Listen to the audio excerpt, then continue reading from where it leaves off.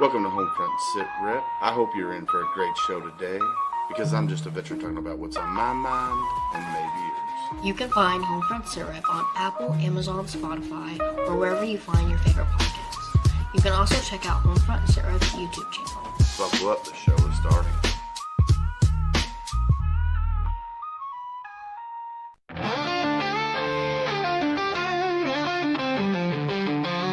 Out on the edge of the battle and back, we've carried the weight and we've walked every track. From desert dust to the fire at home, we've learned how to fight, how to stand alone. But no one tells you what comes after the war, when silence is louder than the guns we bore.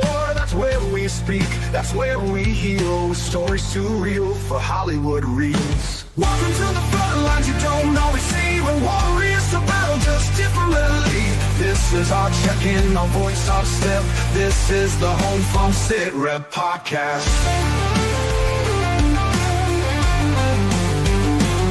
For the fallen, the fighting, and those who came home. For the brothers and sisters who still feel alone. We're holding the line with truth and respect. This is the Homefront Sit Rep podcast. For the fallen, the fighting, and those who came home. For the brothers and sisters who still feel alone. We're holding the line with truth and respect. This is the Homefront Sit Rep podcast.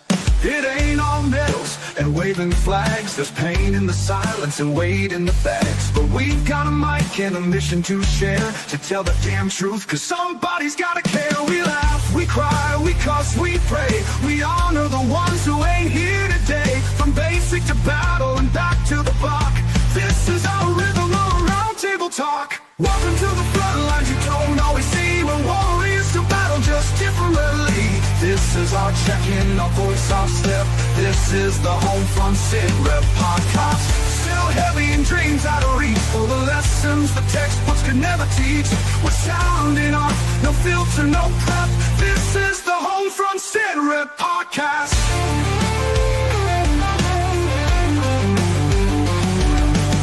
So if you've worn the boots or love someone who did, if you swallowed your hurt and kept it all hid, pull up a chair, you're not alone.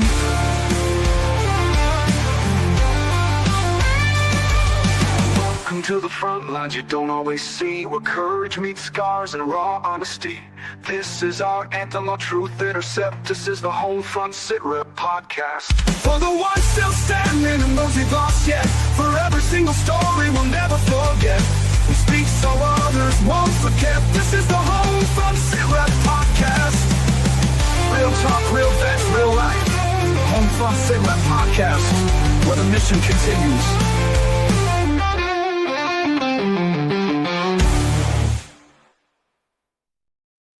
Welcome, everybody, to a Sunday edition of Homefront Sit Rep. How is everybody doing?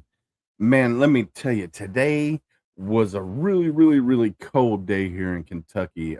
We got some snow, and today, I think the high today was 3 degrees today here in Kentucky, but we'll wait till tomorrow, and it'll probably be 40 again tomorrow. So who knows? We'll see. But today, man, it was a really cold day.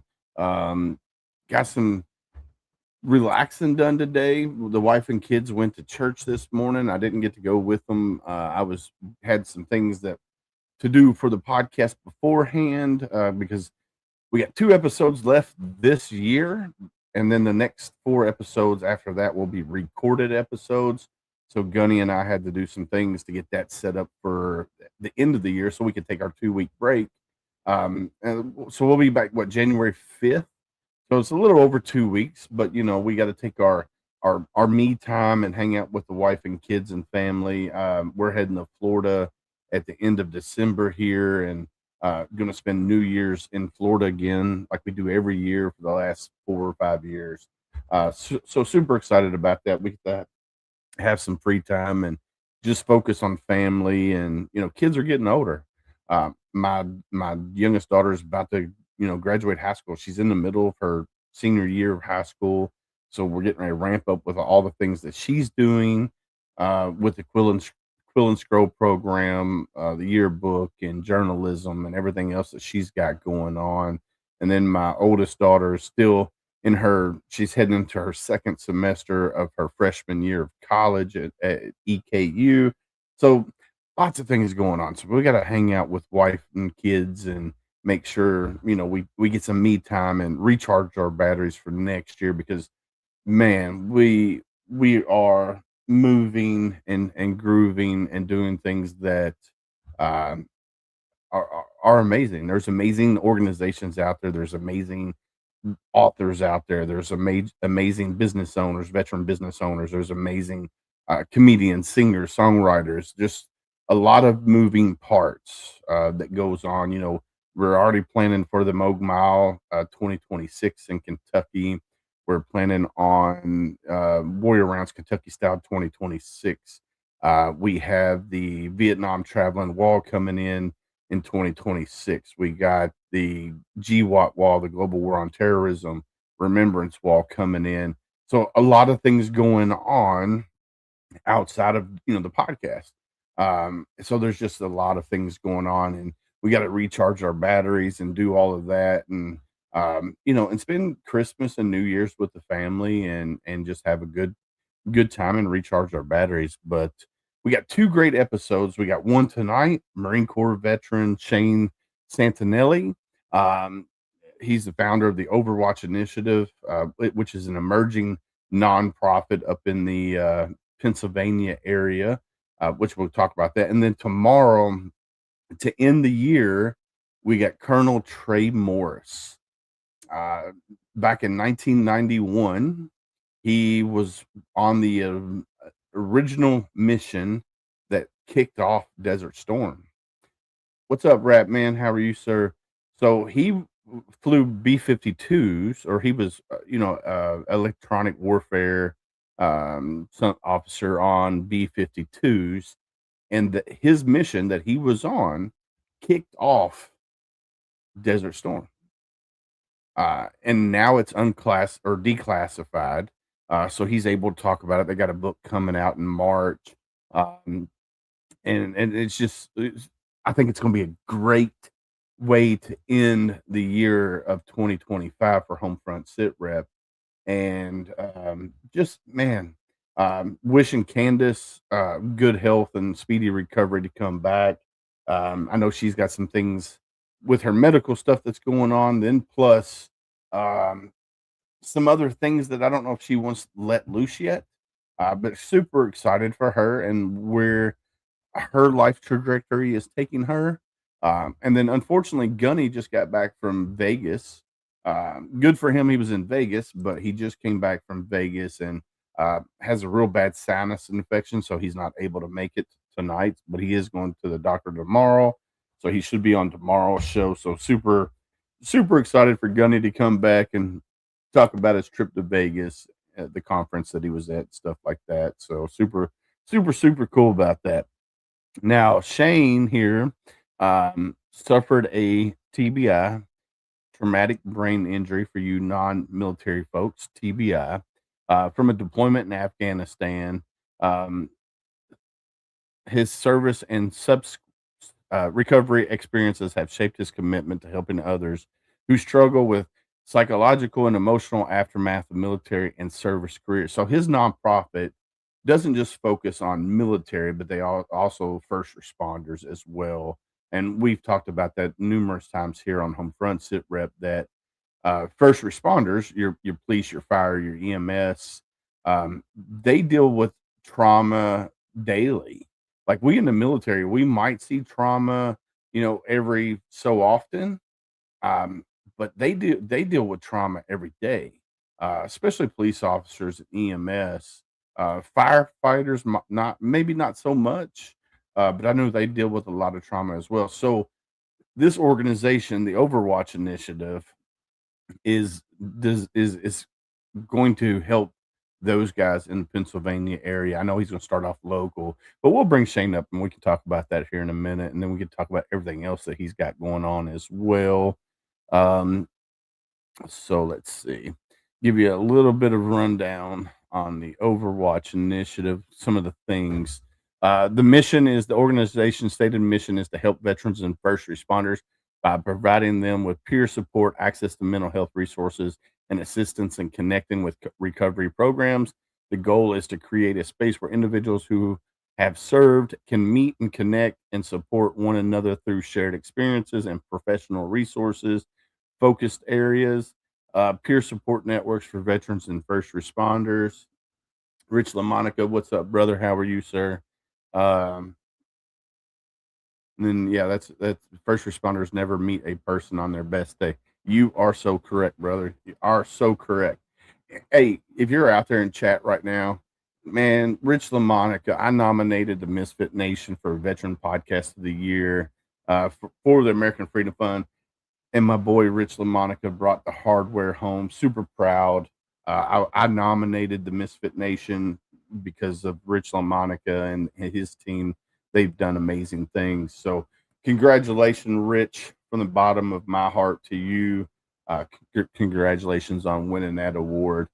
Next year we'll have to do it again, and hopefully, I bring it home, or Travis, or Triple Threat, one of those other guys bring it home next year, just so we can continue to push with our family of veteran podcasters, man.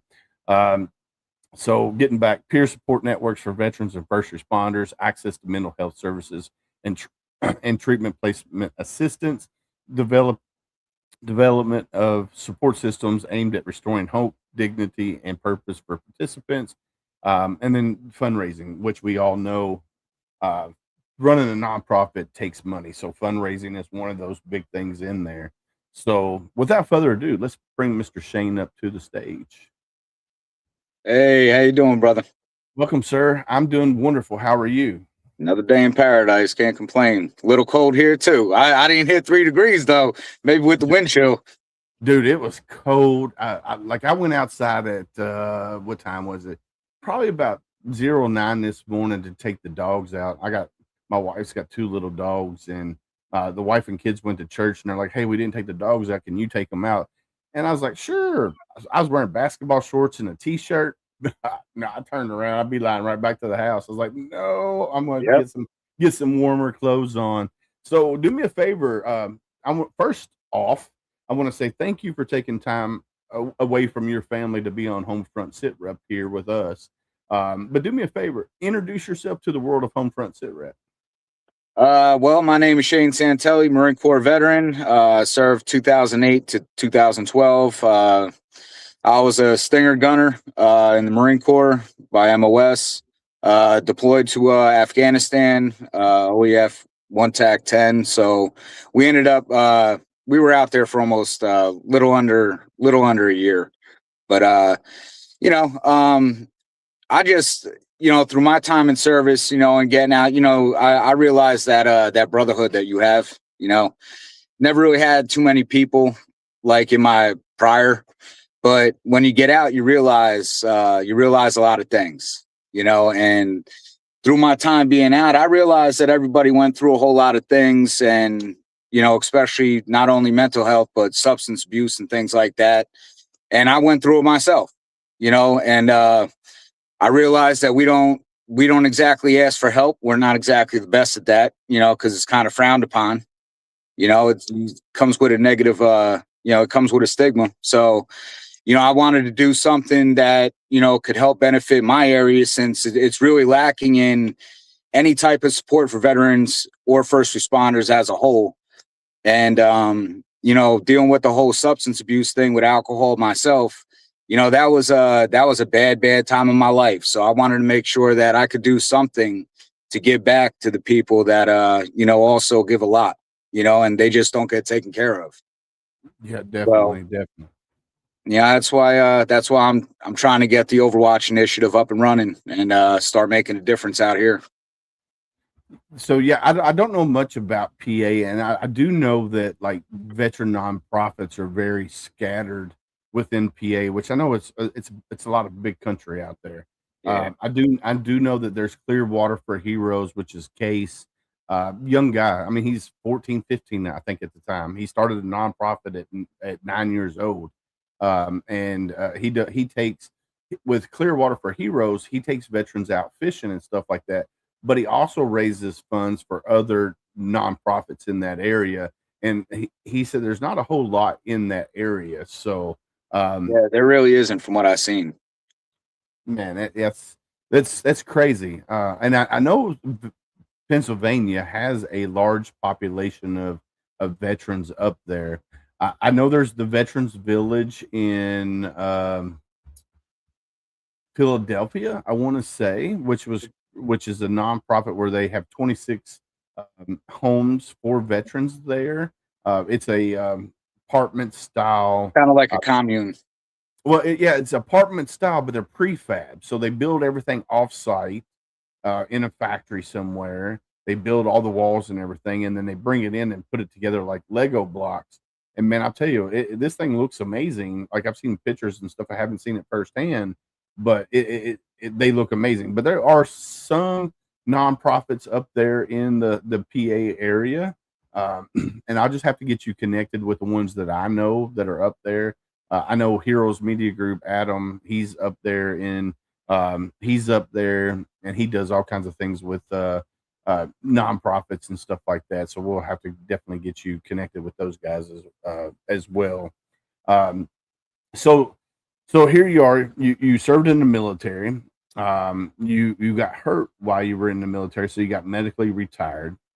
You get out of the military. Two IEDs. So yeah.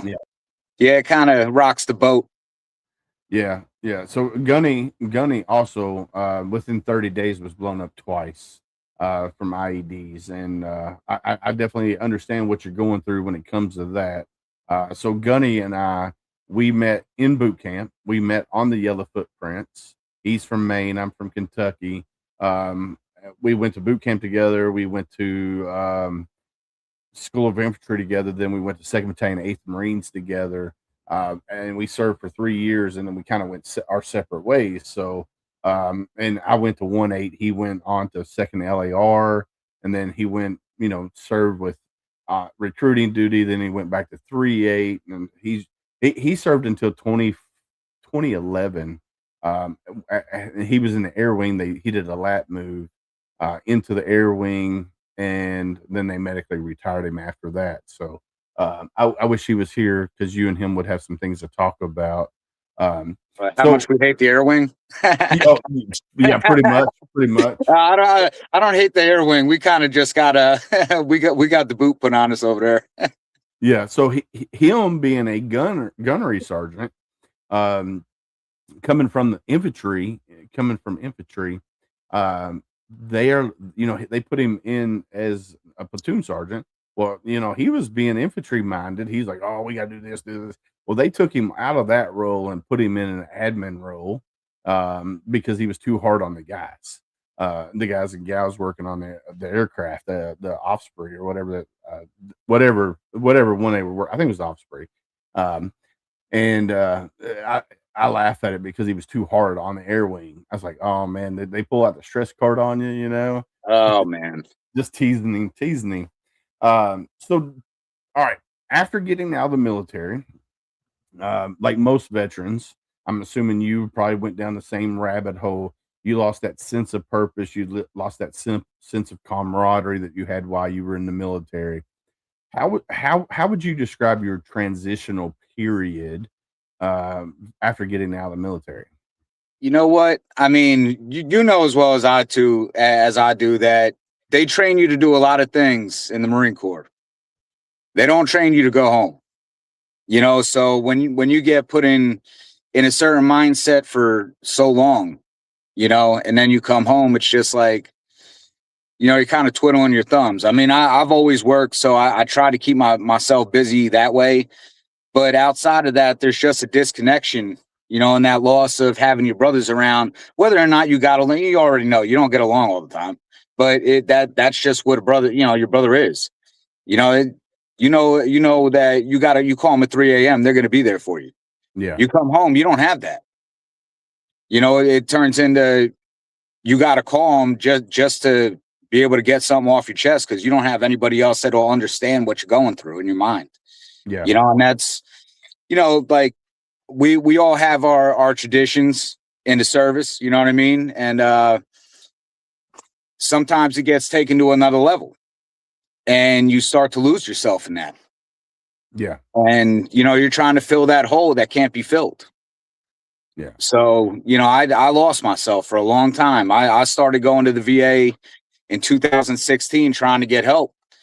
And it wasn't until a year and a half ago that they finally realized, hey, I got myself in enough trouble that, by chance, a liaison ran into a counselor in the county jail I was at, and they were like, "Hey, we got this program in Coatesville. It's been around forever. We just never told you about it, but do you want to go?" And I was like, "Hell yeah, I want to go." Yeah. So that's when I finally that was the last time I had a drink, anything. I don't care for it anymore, and I realized that my mindset just went to factory reset to where I was before I got out. Like I'm clear minded. I rebuilt my mind. It's stronger. And I realized how many people actually have gone through the same thing I have. I've lost in the last 4 years, I've lost 18 people I served with to either substance abuse or the other one. Yeah. And at that point, when it first started, I was over it. And I didn't know how to help. I mean, you could only talk to them so much, but if you're not there, I don't know what else to do.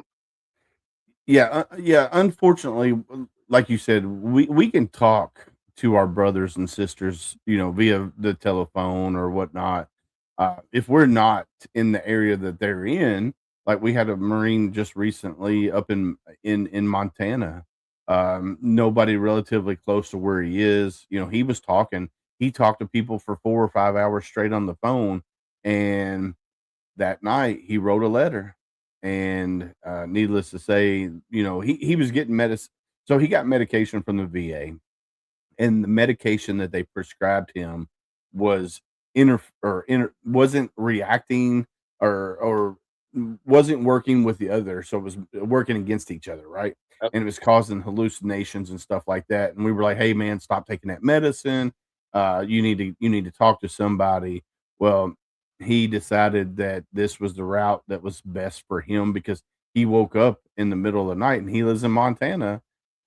Middle of the night at like 2 o'clock, 2 o'clock, 3 o'clock in the morning, he was in his front yard in his underwear with his rifle in his hand. Uh, and it scared the shit out of him. And he's like, what do I do? How can I fix this? And he unfortunately decided that the route he took was the best course of action. And we are. We tried and tried and tried and talked to him numerous times, and there was nothing we can do. And unfortunately, we can't reach all. Like you said, if we're not there, if we're not next to them, there's not a whole lot that we can do in that situation. And unfortunately, not all VAs are great. There, Yeah, there that's are true. there are some good ones out there. Like for me, for example, I got out in 2004. I didn't start my VA journey until 2023 or 2022, the end of 22, and luckily I got hooked up with a counselor once I told him my story, my life, what I go through on a day-to-day basis. They're like, "Oh, yeah, you need to see a counselor ASAP." Um, so the clinic, not the hospital, but the clinic, the outside, because you here in Louisville, we got the clinic, or we got the hospital, and then you got clinics throughout the city. And they're like, well, we can only help you so much. We're limited on what we can do here, but let's get you hooked up with another therapist. And I've heard stories about the therapists in the VA system, that they're there, and then next month you go, or the next week you go, it'd be somebody totally different. I was like, well, can you get me a therapist outside? So community consult. I said, can we do that? And because of my job schedule, because I work from 7 a.m. to whenever I get off at night, I said, I just need something that I can, they can work with my schedule later in the day, instead of trying to take off work to go to the VA appointment or whatnot. And they're like, sure, let's do that. So they hooked me up with a really good therapist that I have. And it has helped me tremendously going to see the therapist. Now, granted, he's the son of a Marine, so he's never served in the military, but his dad was in the Marines. So he understands a lot of things that I say, but he doesn't fully comprehend everything that I say. Yep. And it's just like, we talk about it with, like, at the end of the show, we say, be someone's stranger. We as humans, we're more apt to talk to a complete stranger than the ones we love the most. My wife and I have been married 20 years, been together for 23, and she didn't know a whole lot of my backstory until I started this podcast, and she started listening, and she's like, well, I didn't know that about you. I didn't know about that about you. And I'm like, because I won't tell you, but I want to protect you from the stuff that I've seen. And it worked. It's working. It's definitely working its way out. I'll never be 100% healed ever for the rest of my life. I will deal with my demons until I take them to the grave. Yep. But doing this podcast and getting involved with nonprofits, and finding my tribe is what has helped me carry on. And now, doing this podcast and getting to talk to people like you and Nick Ron and all these other nonprofits that I've interviewed on this show, to hear their stories and their why. It's been amazing. So tell me, what's your why? What's your why you want to create the Overwatch Initiative and get it up and running? My biggest why is that I've seen the help that we were promised and the help that we received. I asked for help for so long, as well as other of my brothers that I lost. And it's been failure after failure after failure. And I realized that we don't like talking to just anybody. Yeah. We like, we're comfortable talking to other people that have been through similar situations, to kind of understand where you're coming from and have lived that life. So I'd rather have a place where people could get together. And I said it when I first, like years ago, when I thought about this. I don't care if I have 20 people in a room and no one says anything. You're just surrounded by a bunch of people that understand maybe this is the only time he has any peace and quiet. Yeah. And then when you're ready, that's fine. But I'm in the middle of getting my my certification to be a smart recovery instructor, to be able to hold that, to facilitate for substance abuse, and not have to bring somebody in from outside or anything like that. We could do things there. It's not affiliated with anything else, but it's something that could at least give people information and get them help that they need, because we just don't ask for help. Right. We really don't. We as veterans, that's one of the stigmas. You hit it on the head, the nail on the head a little bit ago. That's one of the stigmas. One of the many stigmas when it comes to military service members is that we don't ask for help. For one, we think it's a sign of weakness. Yeah, we do. And it took me a really, really long time to say, hey, I need help. What really was the catalyst to that was my wife. She said, she looked at me one day and she said, if you don't go get help, we're getting a divorce. And I was like, I choose you, so I'm going to go get help. That's why I started my process.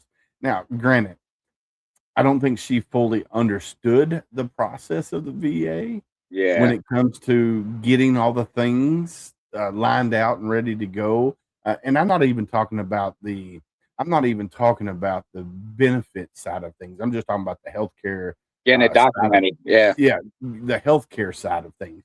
She goes, well, why do you have to have so many appointments? And why do you have to have them on different days? And why can't you do it all in one day? I'm like, because the VA don't work that way. Yeah. And I said, that's the reason why a lot of veterans do not want to go to the VA, because it's a headache. It's designed for us. Unfortunately, the VA is designed for us to give up and quit fighting, because that's what they want. They want us to give up and quit fighting.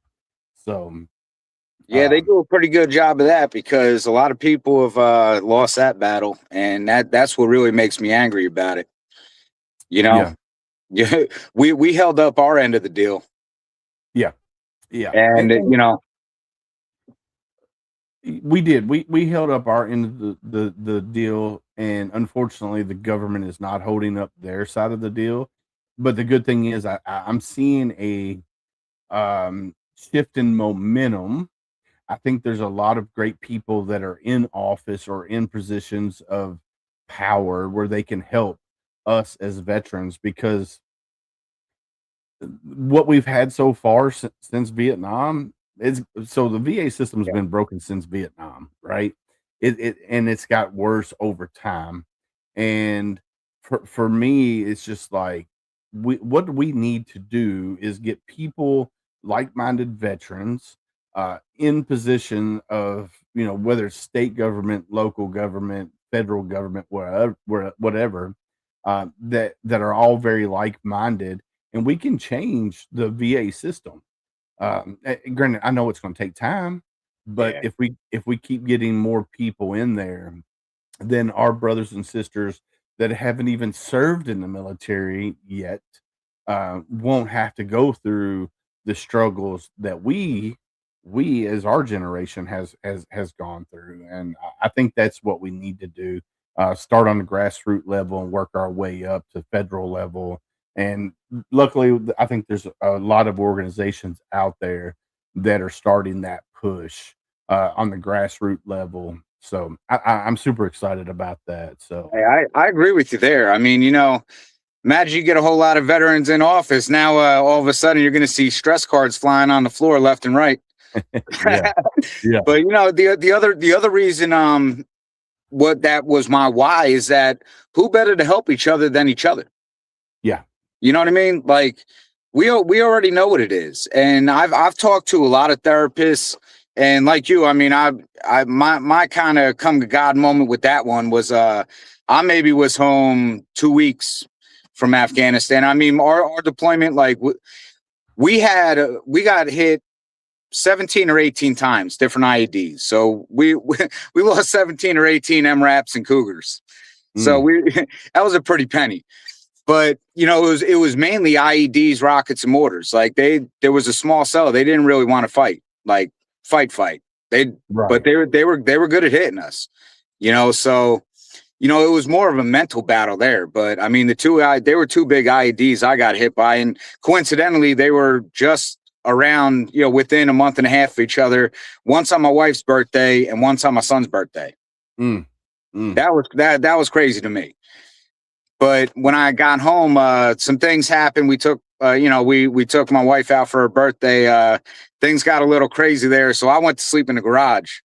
And mm, after I thought everything was safe for me to come inside and sleep on the couch, I had a pot of cold water poured on my face while I was sleeping, and I woke up and freaked out. I mean, like mm. I went back to I was over there and like shit's happening, and I realized that there was something wrong upstairs. Yeah, And that part of my brain just kind of never switched back. yeah, So I get that part. Like we learn to dissociate from people because we just don't know what's around the corner. Every yeah, patrol could be our last one.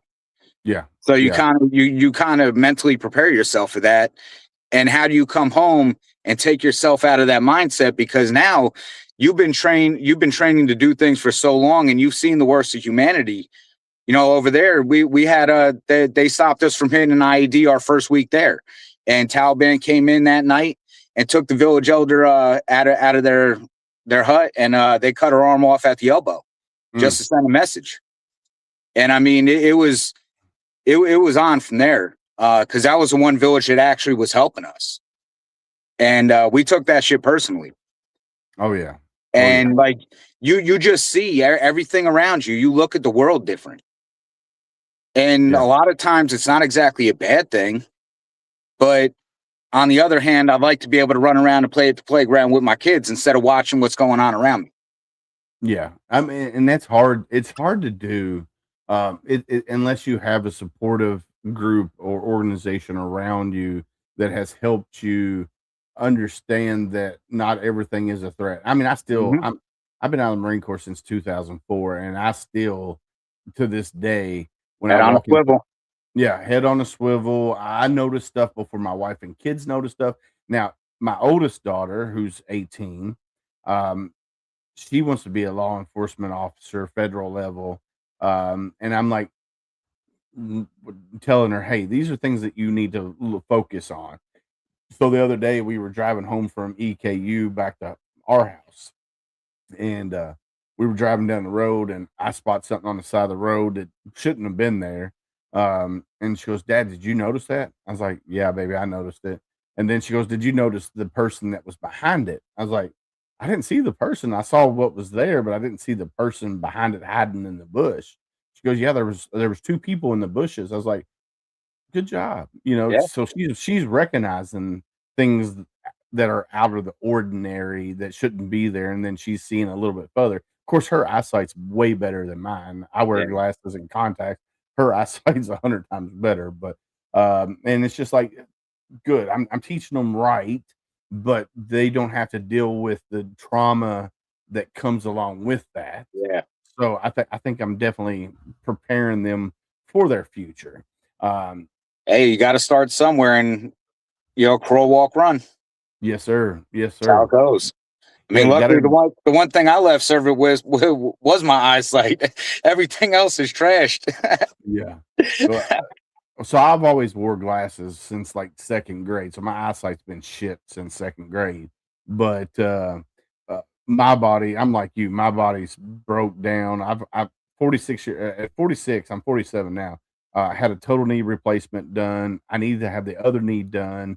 My back shot, ankles are shot, everything's just shot on me.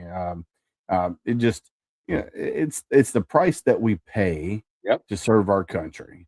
that it Um, is. when I was in the Marines, we were told don't go to BAS, don't be a sick call bandit because you're going to get labeled that, and then your guys are not going to be able to trust you. So we didn't report nothing, and I'm regretting that now as I Now get you need to make older. a claim, and there's no documentation. Right, right, See, and that's we were the same way.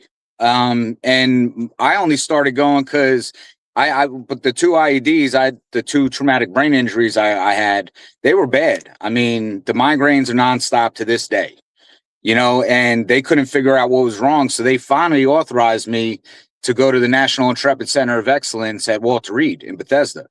mm, And they did a full workup. And honestly, I'll tell you what, that was the best health care I have ever received in or out of service in my life. that's awesome. Because you had a team of 9 doctors all focusing on different things. And like what happened with your friend, not one doctor would prescribe you something that would counteract another drug that you were taking. Yeah, And I was there for 45 or 50 days, something like that. And it was amazing. And then, I went back to the normal thing. But, once that was documented, now they at least have that, yeah, you know. yeah, So I ended up getting my Purple Hearts awarded to me 5 years later, because when we first got to Afghanistan, everything was being done on paper. When they transitioned, all the medical documents went somewhere. No one knew where they were. And finally, yeah. they found them 5 years later.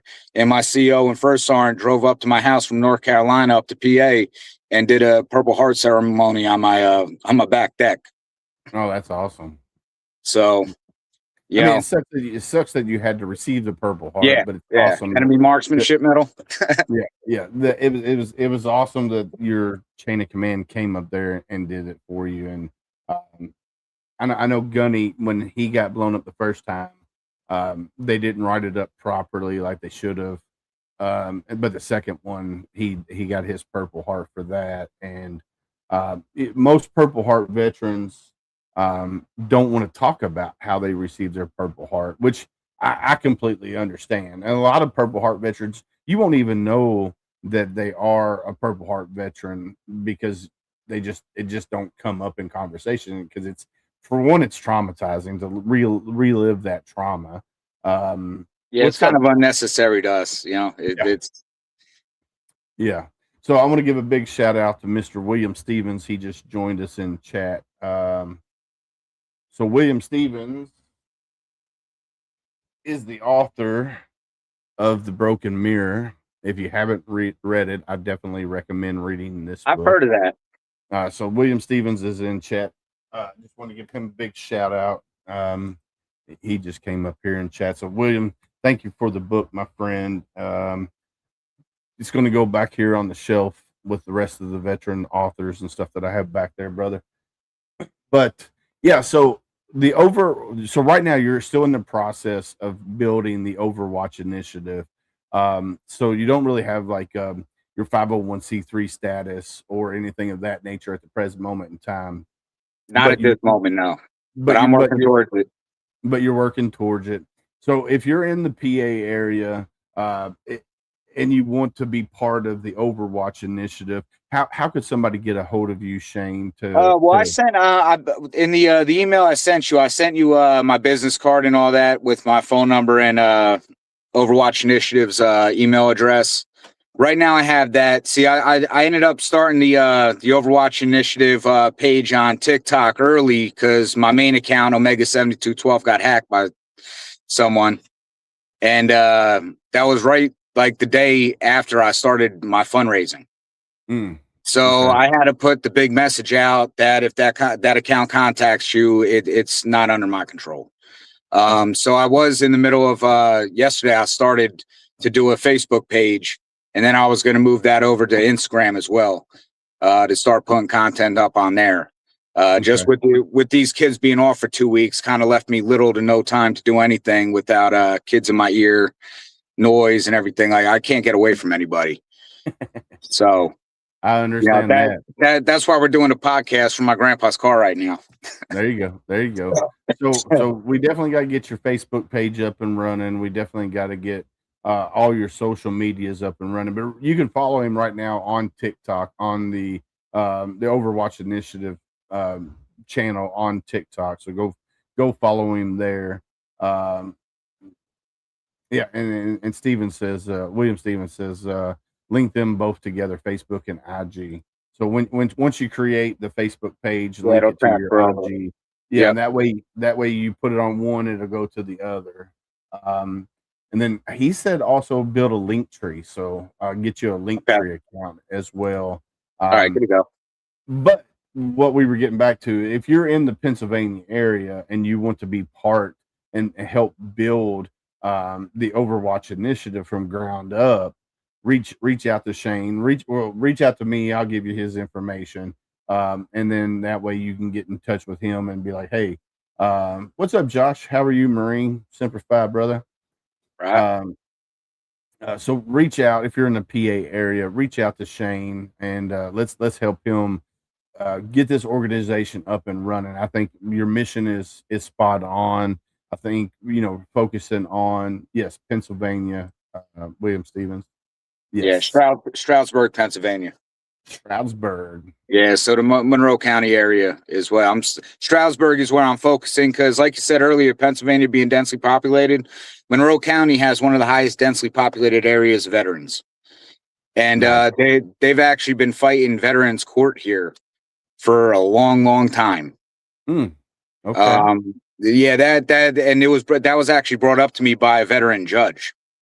Oh, so Shane, he wants to meet up in Harrisburg. If you can meet up with, I could. I have on my Overwatch Initiative on TikTok, the page Overwatch Initiative. If you go into my posts, you'll see my business card on there with my contact number and my email. Just like you got a hold of me through email, it'll be the same one, and we could try and work something out. Hey, William, I'll link you and him together via email. That way you don't have to search for it, brother. I'll link you two together. I appreciate that. That way he ain't got to go search for it. We'll take care of that. Man, so I've been following you for a little while on TikTok now. And I like the things that you put up on TikTok and stuff of that nature.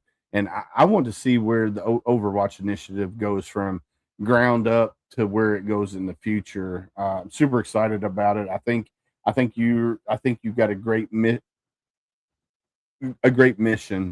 So heck yeah, brother. I mean, I'm full steam. Like when I left Coatesville and I told everyone what was going to happen, and the support I got from them to the support I got for the people that I know, first responders and veterans in this area, all the way up to judges. Yeah. Like that really meant a lot to me. Yeah. You know, because they even said like a lot of them, like they'll go to get help for things and it's like they get blacklisted. Yeah. You know, for service. And that's another reason why we never wanted to go and say and try and get help. I mean, they always you get all these death by PowerPoints. If you're feeling like this, if this happens, if you know somebody, get help, talk to somebody. And we don't, because we already know what's going to happen.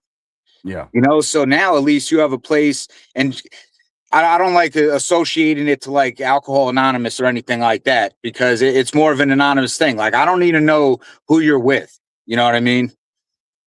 Yeah. But yeah. I just want you to know that you got a place with a bunch of people that care, you know, that have been through what you're going through. And just so you know that you're not alone. Yeah. You know, so go ahead. What I was going to say is what I would recommend for you, especially if you want to focus on the first responder aspect of things as well. On your board, make sure you have veterans and first responders. And then I would also throw in the families. That's a second portion of it. It's a little harder when, like, if I'm going to be having meetings and stuff like that, to bring family members and friends into that kind of takes away from how personal it is with other people that are actually doing the work and have done the work, you know. Yeah. Now, to have a separate thing for families and friends to help their veteran or their first responder, to help them understand what they're going through and how they could help them, is also another side of things that I'd like to get into as well. Yeah. Especially when it comes to recovery. Yeah, start out small with one Yeah. program or a couple programs that focus on veterans and first responders. And then as you grow, then you bring in the family aspect where you have programs for family members, the spouses and children. And then you can also incorporate parents in there as well. Because a lot of times there's a Gold Star mother. Her name's Janae. Her son, or actually, she's a Green Star, not Gold Star. She's a Green Star. He came back home battling demons. She didn't know how to help him. And then he, unfortunately, he lost his battle with his demons. And, there's not a lot of organizations out there that focuses on the family aspect of helping, because like you said, and like I said, I didn't tell my wife a whole lot of anything. My mom still to this day don't know half the stuff that I did when I was in the military, because I want to protect them from that. Yep. But we as veterans, if we run an organization, we can say, hey, these are things that I went through that your son or daughter might be going through. Yep. And it might save that one or two veterans or 1,000 veterans if we bring the family aspect into it. We focus on the family, because that way they will understand what their son or daughter is going through, or husband or wife, whatever the case. Absolutely. And unfortunately, with children, there's a lot of secondary PTS. Yes, there is. My daughters, granted, I didn't have kids when I was in the military. I had kids after I got out of the military. But with my night tremors and my anxiety and my anger my anger that I have, it got to the point where my daughters would come in and grab my foot because they were afraid that dad was going to swing, from a dead sleep when they try to wake me up. So they would come in, grab my foot and say, hey daddy, hey daddy, hey daddy, until I acknowledged them. Yep. And that creates secondary PTSD. And a lot of people don't understand that the stuff that we go through, you know, when we wake up in the middle of the night screaming at the top of our heads and our kids come running down and It's, they're freaking out because you're freaking out. Uh, mhm, it's a real battle. it And is. we were at a EKU football game. My wife and I was over here. My oldest daughter was sitting in the student section across the field from us, and then all of a sudden the cannon went off just out of the blue. Like it just no rhyme or reason because they didn't score a touchdown or anything, but the cannon went off, and I put my head down because I was trying to collect myself, and my daughter texted me. She goes, "Hey, Dad, are you okay?" And I'm like, "Yes, baby, I'm fine."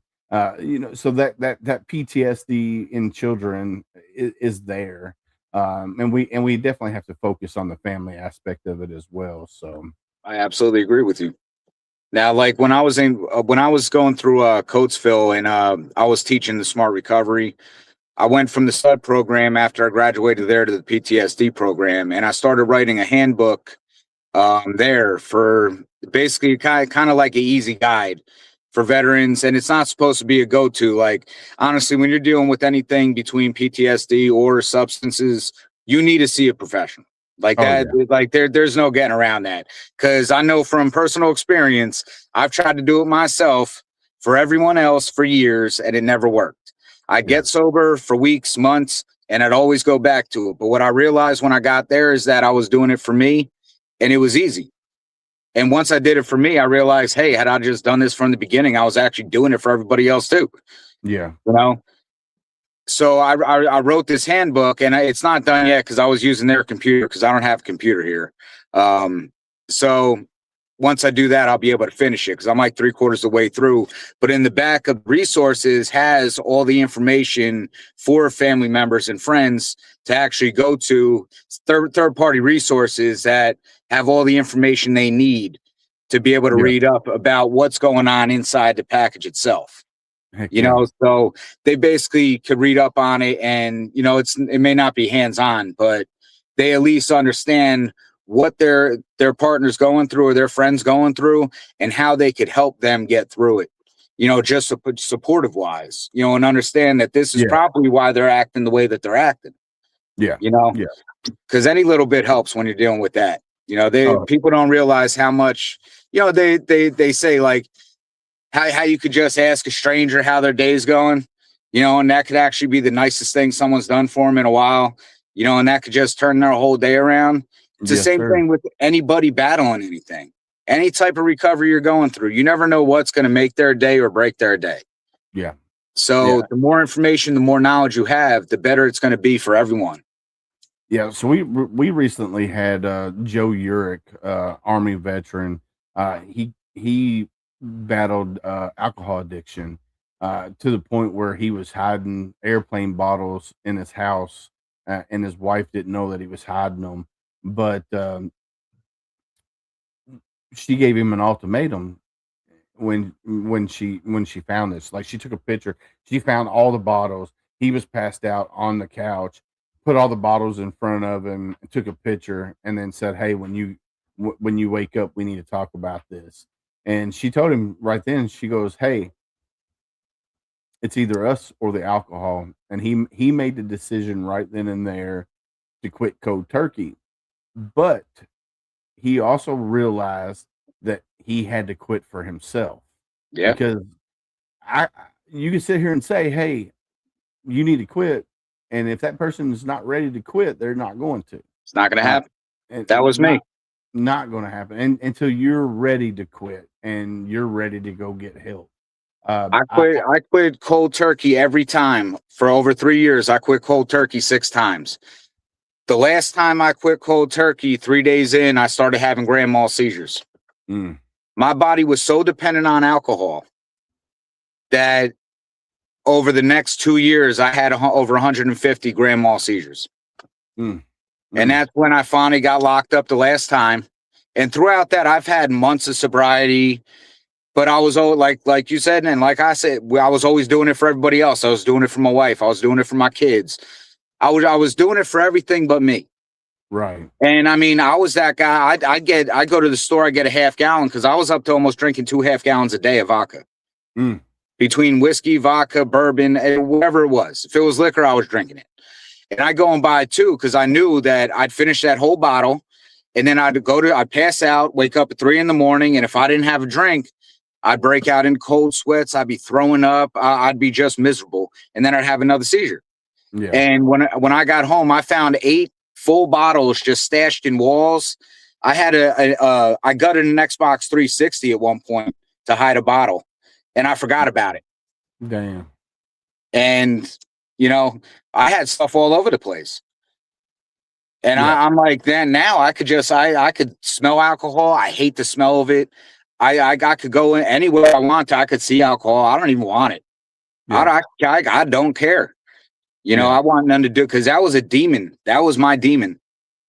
Yeah. I mean, Yeah. amongst other demons, but that brought everything else out. Oh yeah. And I battled alcoholism my whole life. Like I grew up in Bardstown, Kentucky, where 90% of the world's bourbon is made. And I grew up smelling Sire Mash whiskey every morning as I'm heading into work. Well, my whole family drank. So I started drinking at a very early age. I mean, I was 12, 13 when I started drinking. And then when I joined the Marine Corps, it intensified. And then when I was legal, I caught my first wife cheating on me, and I went down a rabbit hole. I should have learned a long time ago not to get married in the military, but I didn't. I was stupid. I came back from California from cold weather training up at Bridgeport and caught her in bed with another guy. And I turned around and walked out, went to my buddy's house that we went to high school together, and he was in the air wing, I was infantry, and I drove up to his house, and his wife opened the door. She goes, I got to tell you something. I was like, no, you don't. I just caught her. She goes, yeah, she's been cheating on you the whole time. And I went down a rabbit hole, man. Started drinking a fifth of whiskey a night, and it got to the point where it was affecting my day job.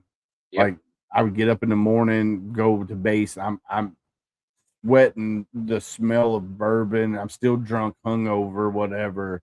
And my chain of command's like, hey, you need help. And I was like, yes, sir, I do. And I broke down and told them what was going on.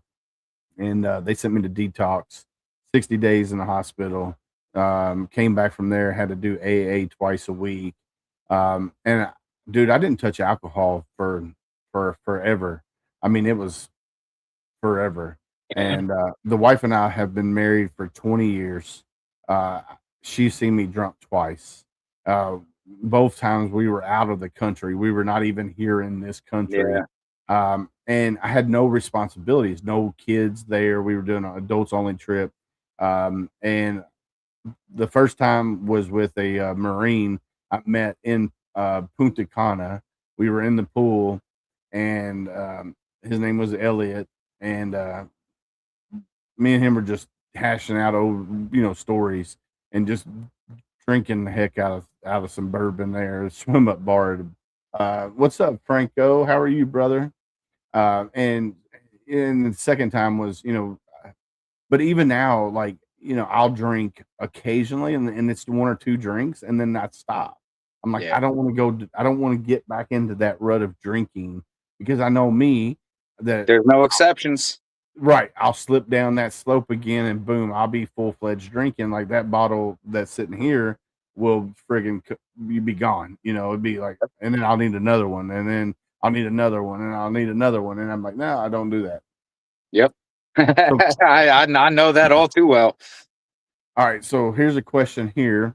So after recovering / sober, do you get dopamine back to actually feeling normal? It takes time. They say it takes at least a year. Some people more. It's different for everything. Different substances do different things. Length of use, how much you used. Like I said, I was drinking a lot, and I could tell you I'm just at the year mark sober, and I couldn't feel better. I mean, my body's still trash, but that was already trash before all this. Now I have residuals from all the seizures that I have a lot of nerve issues from, things like that. But my mental clarity, I feel mentally clear. I mean, the TBIs, I'm always going to have short-term memory loss from here on out. There's no getting that back. But the way my brain processes things and how I feel on a daily basis in my soul, I feel great. I've never felt better in my life. So I'm grateful for that, and I'm grateful to a lot of people for that, you know. And big man upstairs, he's looked out for me for a long time, because if he didn't, I don't think I'd be here still. I mean, I probably should have been 6 feet under a long time ago from a whole bunch of different things, but I got a purpose here, and that's the one thing that's always coming to the forefront of my mind is I wouldn't have been kept here for no reason. And I have a purpose, and I realize what that purpose is. And I think the Overwatch Initiative, I truly believe that is what I've been kept here for. Yeah. So he says, I don't, after 5 years, I don't know if I will ever get it back. I will tell you, Jason, I drank, like I said, I was 13 when I started drinking, and back then I would drink pretty heavily. I remember one night I drank a half a fifth of Jim Beam Black and a half a fifth of Johnny Walker Black within friggin' 20 minutes. So basically, I drank a fifth, but it was Scotch and bourbon. And I remember waking up the next morning soaking wet from head to toe. And I was like, what the hell happened last night? And my buddies said, hey, man, you were just chugging it. And like somebody would walk in and one of our friends said, hey, man, watch him chug this. And I'd just chug it. And they said, you passed out in the chair. The chair that I was sitting on had high arms. And they said, your arms were there. You were passed out. And all of a sudden, you just projectiled. And you started, blood was coming out. And they said, we threw you in a cold shower. Guess what I did? I woke up after waking up and sobering up the next day. Started drinking again. And it took me, after going through detox, I will tell you that I didn't feel really, really good until about 10 years later. And that was because I don't know why. Just one day I woke up and I was feeling 100 times better than I had in the last 10 years. And I think eventually you'll get it back eventually. But a lot of it from a lot of guys I know that have gone through it too. The mindset is the biggest thing. Yeah. You have to, and I mean, I don't even know how to explain it. Like, when I woke up the next day in jail, and I was looking at 10 years state time. When I woke up that morning, I didn't think about alcohol. I didn't care about it. Like, that set the tone for everything. Yeah. You know, I think the most thing I craved was the freaking Newport, to be quite honest. You know, but yeah, man, guy had to happen. But you know, that was the only thing. And then I just went through the whole recovery process, and every day I just felt better and better and better, because in my mind, that wasn't me 48 hours earlier. That wasn't me 3 months earlier. You know, I was constantly thinking about alcohol. Where's the next bottle? You know, that was the only thing that my mind really cared about. And that's why alcohol was my biggest demon. You know, I carry a lot of demons, but that was the one that just friggin' leached onto me, you know, and just sucked out the man I was, the father I was, the friend I was, the brother I was. I mean, I was still there for all my brothers, and it was weird because I was helping a lot of my brothers going through the same thing, whether it was mental or substance, and they were getting clean and they were getting better. And I was just, I was 2 sheets to the wind. And then when I started getting sober, they just started dropping. And I couldn't understand. Like, I'm like, what am I doing wrong? Like, here I'm getting sober now. I'm finally listening to them. I'm taking my own advice. And now I'm losing all the people that I was helping so much. Yeah. And I don't know if that was just part of the learning curve or that was my test. Cause I realized I've been tested a lot since I got sober. There's been a lot of tests, and everyone I've seen to have overcome, thank God. And I think it's just my mental clarity, is what made me feel better. It Yeah. doesn't matter how bad my body hurts, how bad my head's pounding, because I could always say, yeah, I feel like crap, but I really don't, because mentally I'm just proud of myself that I've actually made a change, and I'm Yeah. actually trying to make a change and help other people, kind of accomplish the same thing that I was finally able to accomplish. Yes, sir. Yes, Because sir. man, alcohol in general, that's just it's straight up a demon. I mean, there's a reason, they say it was named after the demon alcohol, Yeah. So, and it just makes sense. It all makes sense. Yes, But sir. I mean, I hope you start feeling better soon, brother, because that you get your mind right. That's really where I think the start is. Yeah, I would agree with you. Get your mind right, and I think you'll start feeling better. Now, granted, your body's always going to be broken. If you served in the military, your body's always going to be broken. I deal with physical pain every day, Mhm. but if you let things take over this, then you're going to lose your battle. So you get that mind right. Do what you need to do on that. But unfortunately, we are at our hour, a little over an hour now. Shane, I want to say thank you again for taking time away from your family to come out and hang out with me here and talk about the Overwatch Initiative. I did put your email in chat here. I'm gonna throw it up on the screen. It's Hey, I Overwatch. appreciate that, brother. I really do. You're welcome. It's overwatch.initiative7212@gmail.com. If you want to reach out to Shane, if you want to have him on your podcast, or if you just want to reach out to him, talk to him about things, you can reach out to him there. Or you can email me at homefrontsitrep@gmail.com, and I will get you his phone number, and you can call him directly from his phone number as well. But Shane, I do want to thank you again for coming on and hanging out with me, brother. Man, I'd really like to thank you for giving me the opportunity to. It's a real honor. Hey, I mean, together we can make everything a whole lot better. We're stronger together. yes, So, sir. Yes, Semper sir. Fi, brother. Right? Do or die. Do or die. Guys, how cool was that? What's up, Basil? I see you sneaking in there in chat. What's up, buddy?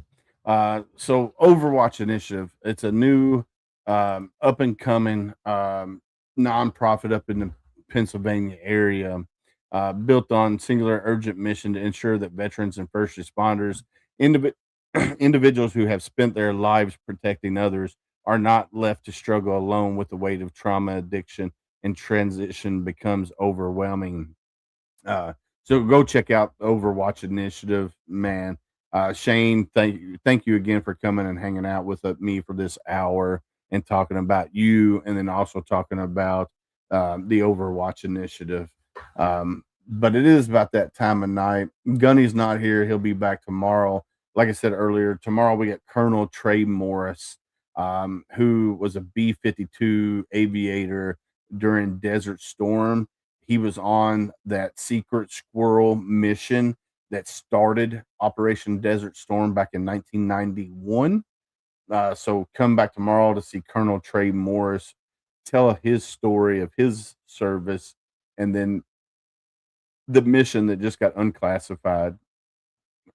Um, so that'll be tomorrow. That'll be our last live episode of the year.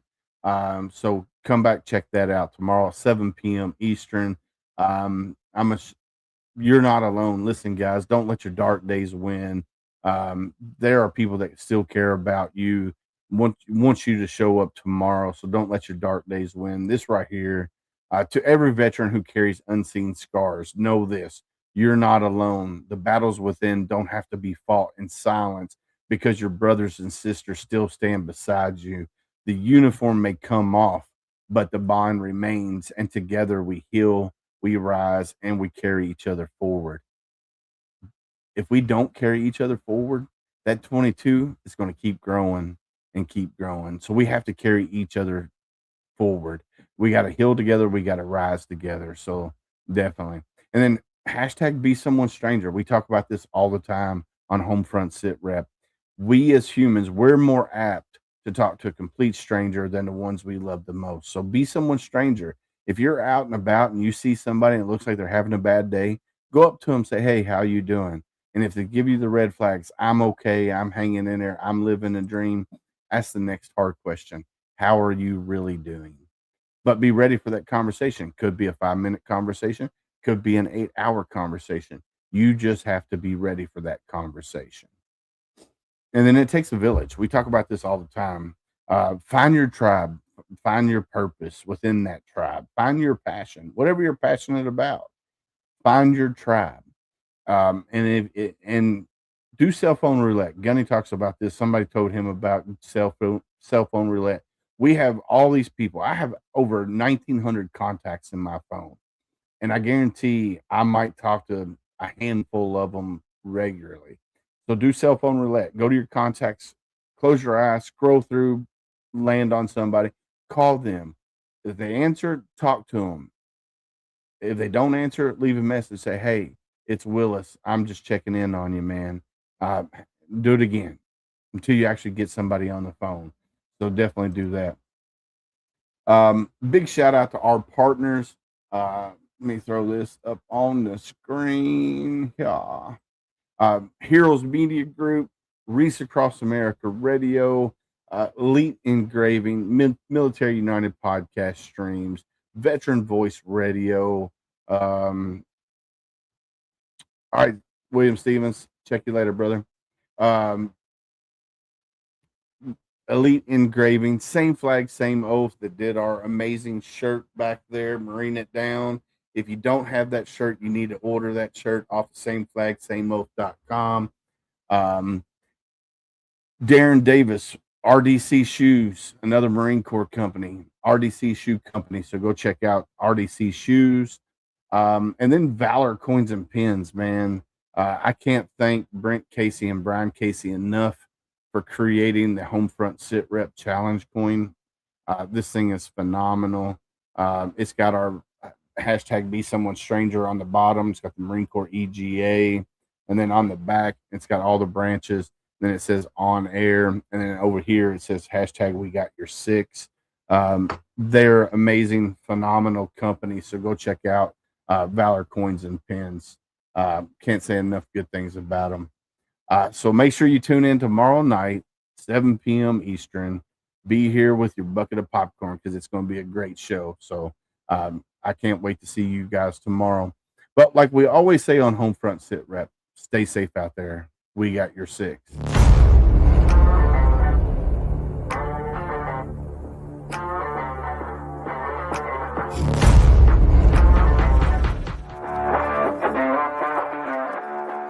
Thanks for listening. Hope you enjoyed the show. Suggestions and comments are always welcome. Cannot wait to have another great show with y'all. Don't forget you can find Homefront Sit Rep on Apple, Amazon, Spotify, or wherever you get your favorite podcasts. Stay safe out there. I got your 6.